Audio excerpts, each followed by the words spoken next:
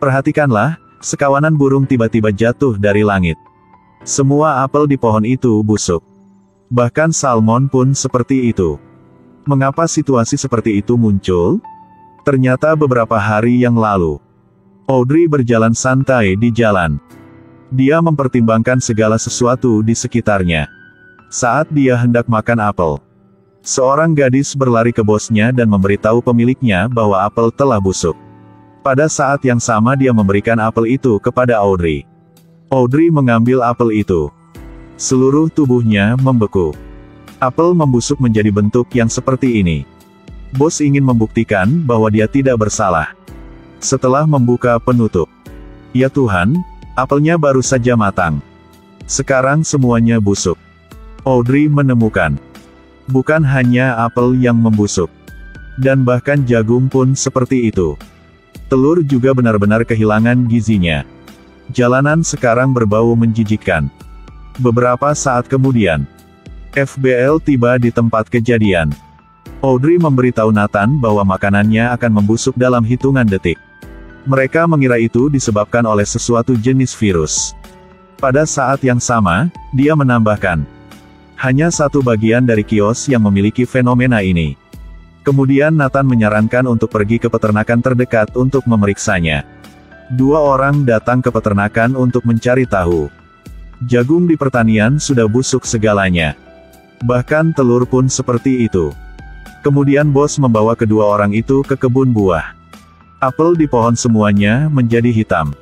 Bagian atas juga mengalir ke bawah cairan berwarna hitam. Bahkan tamannya membusuk. Dalam perjalanan pulang, Nathan tiba-tiba mendapat sebuah panggilan telepon. Kemudian mereka sampai di tepi sungai. Orang-orang ini juga menunjukkan gejala penyakit. Dokter memberitahu 2 orang bahwa itu karena makan es krim ini. Waktu yang mendesak. Mereka pergi ke toko es krim untuk menyelidiki. Saat Audrey memeriksa kulkas, kejadian yang lebih mengerikan pun terjadi. Perhatikan baik-baik, es krim di lemari es semuanya telah busuk. Audrey berpikir bahwa masalahnya adalah susunya. Pemiliknya membawa 2 orang ke peternakan sapi.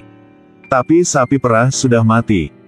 Pemilik ini ingin menyentuhnya, tetapi Audrey dengan cepat menghentikannya. Pada saat ini, ambing sapi tiba-tiba mengeluarkan cairan hitam. Baunya hampir membuatnya pingsan di tempat. Nathan kembali ke kantor polisi dan menemukan petunjuk penting. Makanan di jalan semua disediakan oleh satu restoran. Mereka segera sampai di restoran. Begitu sampai di pintu, melihat pelayan dengan tempat sampah keluar. Ternyata makanan di restonya juga busuk. Mungkinkah restoran ini punya masalah? Audrey bertanya kepada bos apakah dia punya dendam terhadap siapapun atau tidak. Tapi kata bos, tidak ada musuh, hanya punya penggemar. Mungkinkah petunjuk di sini sudah rusak? Bos memandang mereka berdua dengan sedikit sedih.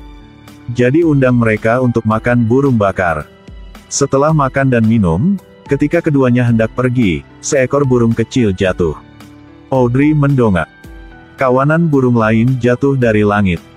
Tidak lama kemudian, tanah penuh dengan burung mati. Mereka segera berlari ke dalam mobil untuk bersembunyi. Nathan menutup pintu mobil. Mereka tidak tahu mengapa ada hujan burung seperti ini. Ke tempat burung dibesarkan, tidak ada petunjuk yang ditemukan. Hanya melihat tubuh burung yang terus-menerus tanpa henti mengeluarkan cairan hitam. Kemudian Audrey pergi ke kebun sayur dan menemukan bahwa sayuran lainnya tidak berubah. Hanya absintus yang digunakan restoran yang membusuk. Semua petunjuk ini mengarah ke restoran. Pada malam hari, 2 orang datang ke pesta restoran. Audrey berkata kepada Nathan, makanan apa yang digunakan restoran ini, itu akan menjadi membusuk. Sebelumnya, ketika mereka memanggang burung, burung jatuh dari langit. Mereka menggunakan absintus. Kemudian itu segera mengubah. Pada saat inilah pemandangan mengerikan yang lain muncul lagi. Hanya melihat salmon di atas meja. Dalam 3 detik sudah busuk. Makanan di atas meja juga menjadi hitam. Mengancam Nathan untuk langsung berdiri. Dan semua orang di sekitar mereka juga menutup mulut mereka. Muntah tanpa henti. Audrey segera berdiri. Lihat situasi gadis di meja samping. Karena kejadian seperti itu, bos sangat marah. Dia pikir itu akan mempengaruhi reputasi tokonya. Saat adiknya masuk, dia bahkan mengutuk adiknya. Hari berikutnya, Audrey tiba di tepi sungai untuk menemukan bahwa bos yang masih hidup kemarin sudah mati. Pada saat yang sama, perhatikan ikan sepanjang 1 meter di danau, semuanya sudah mati. Apakah itu dilakukan oleh adik bos? Audrey kemudian pergi ke rumah adik laki-laki bos untuk menyelidiki. Claire memberitahunya bahwa Duke tidak di rumah. Dia sangat sibuk sehingga dia tidak punya waktu untuk dirinya sendiri. Saat Audrey pergi, dia menginjak kantong es krim. Claire memberitahunya bahwa ini adalah es krim favorit Duke. Kemudian Audrey membuka kulkas. Es krim di lemari es semuanya rusak. Melihat itu, Audrey telah memiliki jawaban di dalam hatinya. Sangat cepat, dia menemukan Duke. Melihat salad di atas meja, Audrey menyuruhnya makannya. Duke segera makan sepotong. Tapi makanan di atas meja tidak membusuk. Setelah itu, dia memaksanya makan sepotong lagi. Duke mengambil sepotong lagi untuk dimakan.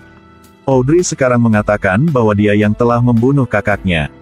Ini membuat Duke sangat marah. Kemudian keduanya saling berdebat. Tapi sedetik kemudian, makanan mulai tampak membusuk lagi. Bahkan udang di tangki air juga mati. Ternyata Duke telah membunuh kakaknya. Selama dia marah, dia akan melahirkan semacam kekuatan super. Makanan yang dia pernah makan akan membusuk. Dialah yang secara tidak langsung membunuh kakaknya. Duke juga mulai menyalahkan dirinya sendiri. Cerita telah berakhir, saya seorang review film, sampai jumpa lagi ya.